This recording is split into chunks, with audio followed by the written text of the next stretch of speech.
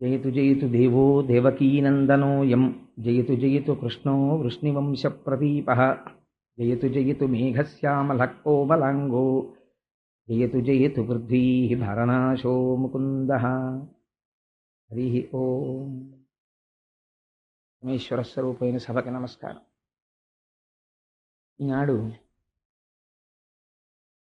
మా జీవితాన్ని ఉద్ధరించగలిగినటువంటి ఒక మహోత్కృష్టమైనటువంటి ఆఖ్యానాన్ని వ్యాస భగవానుడు మనకి అమృతఫలంగా అందించిన దానిని పోతనామాచ్యుల వారు ఆంధ్రీకరించిన దాన్ని అందించేటటువంటి ప్రయత్నం చేస్తాను. ఎందుకు ఇవాళ ఈ ఆఖ్యానాన్ని తీసుకోవలసి వచ్చింది అంటే, నిన్నటి రోజు నేను ప్రవచనాన్ని పూర్తి చేసే సమయంలో మీతో ఒక మాట చెప్పి ఉన్నాను. కేవలము ప్రవృత్తి మార్గంలో ప్రయాణిస్తూ ఈ ఇంద్రియములతో సుఖములను అనుభవిస్తూ ఆ భోగముల చేత తాదాత్మ్యత చెంది సంసారమునందు మగ్గునుడైనటువంటి వ్యక్తి కాలమనేటటువంటి నిరంతర ప్రవాహమునందు చిట్ట చివరి రోజున శరీరము పడిపోయే రోజన్నది ఎవ్వరికైనా వచ్చి తీరవలసినదే. ఆ రోజు తర్వాత అన్నది ఒకటి ఉన్నది. ఆ ఉత్తర క్షణం శరీరం పడిపోగానే అతను పడేటటువంటి యాతన ఎంత భయంకరంగా ఉంటుందో, పునర్జన్మ ఎంత భయంకరంగా ఉంటుందో మీకు నిన్నటి రోజున నేను విజ్ఞాపన చేసి ఉన్నాను. అయితే సహజంగా మీ మనస్సులో ఒక ప్రశ్న తల ఎత్తి ఉండాలి. ఏమంటే ధ్యానము దానికి సమాధానము అని నిన్న మీరు ధ్యానయోగం గురించి 4 మాటలు చెప్పారు. కానీ అందరూ చెయ్యగలరా? మీకు సాధారణంగా ఏంటంటే పాప నివృత్తిని చేయగలిగినవి అన్నవి శాస్త్రంలో రెండింటిని ప్రతిపాదన చేస్తారు. జ్ఞానమును పొందడము అంటే కేవలము పుస్తకాల్లో చదువుకునో ఎక్కడో వినో దాని వలన జ్ఞానము కలిగిపోయినది అనుకుంటే అది ఒక అయోమయ స్థితి. జ్ఞానమునందు స్థిరీకరింపబడాలి. మీకు మామూలుగా బయట ఇచ్చేటటువంటి BA, BCom, MCom, MSc డిగ్రీలు అయితే ఒక ప్రత్యేకమైన సిలబస్ చదువుకుని ఆ సిలబస్లో వాళ్ళు ఇచ్చిన ప్రశ్నాపత్రానికి మీరు జవాబు రాస్తే వాళ్ళు డిగ్రీ కన్ఫర్ చేస్తారు. ఆధ్యాత్మ విద్యలో జ్ఞానమును పొందడం అంటే అలా ఉండదు. అది జ్ఞానము అంటే బాగా జ్ఞాపకం పెట్టుకోండి, వేదమే. ఎందుచేత అంటే వేదము అంటే విద్ అన్న ధాతువులోంచి వచ్చింది. విద్ అంటే తెలిసి కొనుట. దేనిని తెలిసి కొనుట? ఏది తెలుసుకున్న తర్వాత వేరొకటి తెలుసుకోవలసిన అవసరము లేదో దానిని తెలుసుకొనుట. అది తెలుసుకొనుట అంటే బుద్ధి చేత తెలుసుకుంటే సరిపోతుందా? సరిపోదు. మీరు ఏది తెలుసుకున్నారో దాని యందు మీరు నిలబడగలగాలి. దాని యందు మీరు నిలబడగలగడానికి ఒక పెద్ద సమస్య ఒకటి ఉంటుంది. మీ ప్రయత్నము చేత మీరు నిలబడలేరు. మరి ఎవరి ప్రయత్నము కావాలి? ఈశ్వరానుగ్రహం కావాలి. కాబట్టి ఇప్పుడు జ్ఞానము నిలబడడానికి ఏం కావాలి? భక్తే కావాలి.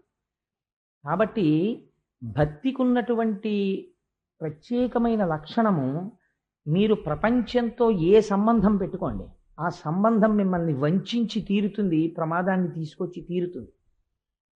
భక్తి అంటే అది కూడా ఒక ప్రేమే కదండి. అది మీరు ఈశ్వరుడి పట్ల పెట్టుకోండి, అది మిమ్మల్ని ఉద్ధరించి తీరుతుంది. కాబట్టి భక్తితో ప్రారంభమైనటువంటి జ్ఞానాన్వేషణము చక్కటి ఫలితాన్ని ఇస్తుంది. తప్ప భక్తి లేకుండా, అసలు ఈశ్వరుని యొక్క సేవయందు మమేకము లేకుండా, మమకారము లేకుండా జ్ఞానాన్వేషణము చెయ్యడము, మేమేదో తెలుసుకుంటున్నాం అనుకోవడం ఒక అయోమయ స్థితి అయిపోతుంది.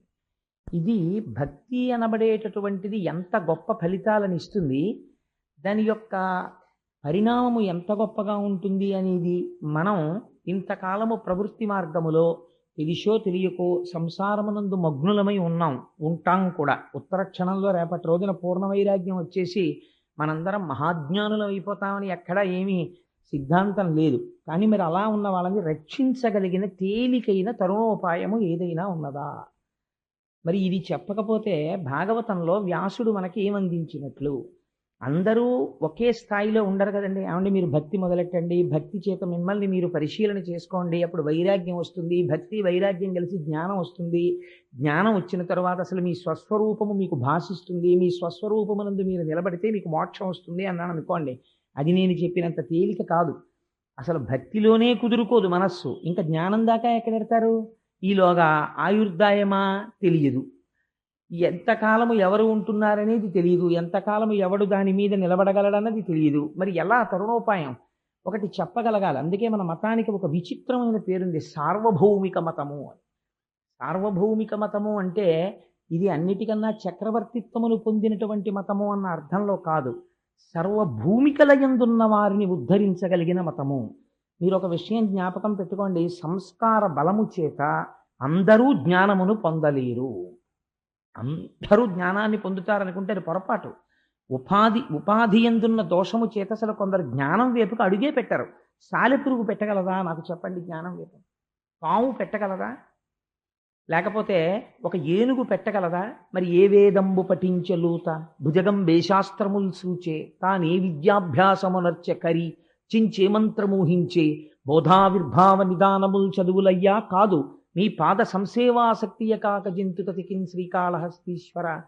కాబట్టి మనలా అడుగున ఉండిపోయినటువంటి భూమికలో ఉన్న వారిని ఉద్ధరించవలసినటువంటి అవసరం పెద్దల మీద ఉంది. అది వ్యాసుడు చేపట్టాడు. ఎందుచేత అంటే ఆయన మహానుభావుడు. వ్యాసుడంటే సాక్షాత్తు నారాయణుడైన. అలా కాదు, కొంతమంది భక్తిలో నిలబడగలరు, వారిని ఉద్ధరిస్తారు.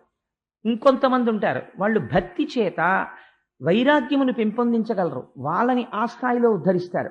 కాదు కాదు, కొంతమంది జ్ఞానాన్ని పొందగలరు, గురువు దగ్గర కూర్చుని చక్కగా విని దాన్ని లోపల నిలబెట్టుకుని నిధిధ్యాసము చేసి దాన్ని ఆచరణలోకి తెచ్చుకుని పదే పదే పరిశీలన చేసి అందులో నిలబడగలిగిన స్థాయికి పెడతారు. వాళ్ళ అదృష్టవంతులు, ఈ జన్మలోనే వాళ్ళు ఆ స్థాయిని పొందగలరు. కానీ అందరూ ఉండలేరు కదా. ఉండలేని వాళ్ళకి ఏమైనా తరుణోపాయం ఉందా? చెప్పగలగాలి. చెప్పినది కేవలం ఒక మాట కింద, ఒక సిద్ధాంతము కింద వ్యాసుడు చెప్పాడు అనుకోండి.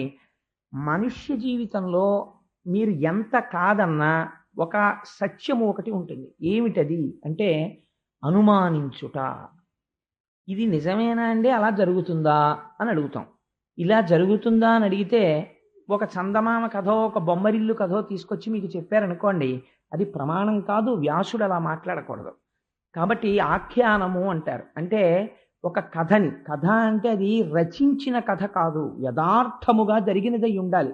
లేకపోతే నైరాశ్యం వచ్చినటువంటి వ్యాసుడు సరస్వతీ నదీ తీరంలో కూర్చుని నారదుడు చతుశ్లోకి భాగవతాన్ని ఇస్తే తాను దాన్ని రచించడంలో తనొక కృతకమైనటువంటి కథని తీసుకొచ్చి చెప్పాడు అనుకోండి, అది పురాణం ఎలా అవుతుంది? అది అవదు. అందుకని సర్గశ్చ ప్రతిసర్గశ్చ వంశో మన్వంతరాణిచ అని ఆ చెప్పేటప్పుడు వంశానుచరితంచైవ పురాణం పంచలక్షణం, 5 లక్షణాలతోనూ అది ఉన్నప్పుడు కొన్ని యథార్థమైన విషయములే ప్రతిపాదన చెయ్యాలి. తప్పించి అందులో నేను ఒక ఉదాహరణ చూపించడానికి ఒక కథ లేనండి అంటే కుదరదు. అది యథార్థమే, అలా చెప్పగలగాలి. కాబట్టి ఇప్పుడు ఏమవుతుంది, మీకు సిద్ధాంతము బాగా మనసులో ప్రవేశించాలి. ప్రవేశించడానికి ఏది కావాలి? ఆలంబనంగా ఒక ఆఖ్యానము కావాలి. ఆ ఆఖ్యానము మీకు దొరికితే దాన్ని పట్టుకుని మీరు తొందరగా సత్యాన్ని పట్టుకుంటారు. కేవల సత్యాన్ని ప్రతిపాదన చేస్తే అందుకోగలిగిన వాడు ఎవరు? జ్ఞానములో ఉన్నవారు మాత్రమే అందుకోగలరు. అలాగా అందరూ అందుకోలేరు. అందుకే చిన్నపిల్లలకి చెప్పేటప్పుడు కథలు చెప్తారు. మిత్రలాభం మిత్రభేదంలో ఒక కథ చెప్పి కథ వెనకాతల నీతి చెప్తారు. ముందు కథ పిల్లాన్ని బాగా పట్టుకుంటుంది, తర్వాత ఆ నీతిని వాడు అర్థం చేసుకోగలుగుతాడు. అంతే తప్ప అది అలా చెప్పడానికి నీతి చెప్తారు. అలాంటిది మరి ఒక మనిషి జీవితంలో సాధించవలసిన పురుషార్థముల గురించి వ్యాసుడు మాట్లాడేటప్పుడు ఎంత సత్యమైన విషయమును ప్రతిపాదన చేసి ఉండవలసి ఉంటుంది మీరు ఆలోచించండి. నేను మీకు ఇవాళ నిన్నటి రోజున చెప్పినటువంటి యమయాతన, భయంకరమైనటువంటి పునర్జన్మ, ప్రాణోత్క్రమణము, దీనిలో సాయం వచ్చేవాళ్ళు ఎవ్వరూ ఉండరు. రెండిటిలో ఎవ్వరూ సాయం రారు. ఒకటి జననమును పొందుతున్నప్పుడు, రెండవది శరీరమును విడిచిపెడుతున్నప్పుడు. ఈ 2 సార్లు ఎవ్వరూ తోడురారు. మరి ఎంతసేపు తోడుంటారు? ఇందులో ఈశ్వరుడు ప్రకాశిస్తున్నంతసేపు, ఇది శివముగా ఉన్నంతసేపు అందరూ రకరకాల అనుబంధాలు ఒకే శరీరంతో పెట్టుకుని దాంతో తిరుగుతారు. ఆ శివము వెళ్ళిపోగానే ఇంకా దానితో అనుబంధము ఎవ్వరికీ ఉండదు. దాన్ని తీసుకుని వెళ్ళి అగ్నిహోత్రంలో సంస్కరించేస్తారు. కాబట్టి మరి ఎలా ఉద్ధరించుకోవడం అంటే దానికి ఒక ఎంత పవిత్రమైన ఆఖ్యానమును తీసుకొస్తున్నారో చూడండి. ఇది మీరందరూ విన్నదే, కానీ దీని పూర్వాపర విచారణమును చెయ్యడంలో భాగవతంలో వ్యాసుడు సాధించినటువంటి ఒక గొప్ప విజయం ఉంది. ఆయన విజయం అని నేను ఎందుకంటున్నానంటే దాన్ని అలా మనలో ప్రవేశపెట్టడానికి కావలసినటువంటి సత్తాని ఆయన ఆవిష్కరించారు. వారంటారు, ఒకానొక సమయంలో కన్యాకుబ్జము అనబడేటటువంటి ఒక నగరం ఉండేది.